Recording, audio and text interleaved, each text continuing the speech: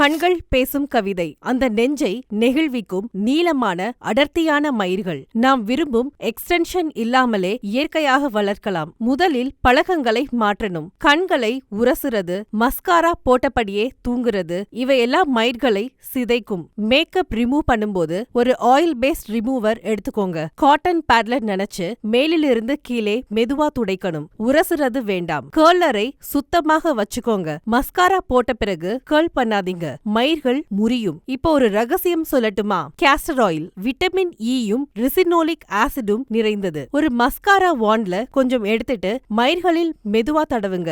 அந்த எண்ணெய் கண்களில் போகாம பாத்துக்கோங்க. விளைவுகள் உடனே வராது, ஆனா 6 முதல் 8 வாரம் தொடர்ந்து பயன்படுத்தினா மயிர்கள் வலிமையா அடர்த்தியா வளரும். அந்த பொறுமையின் பரிசு ஒரு அழகான பார்வை. உங்கள் கண்கள் கூட பேசும்.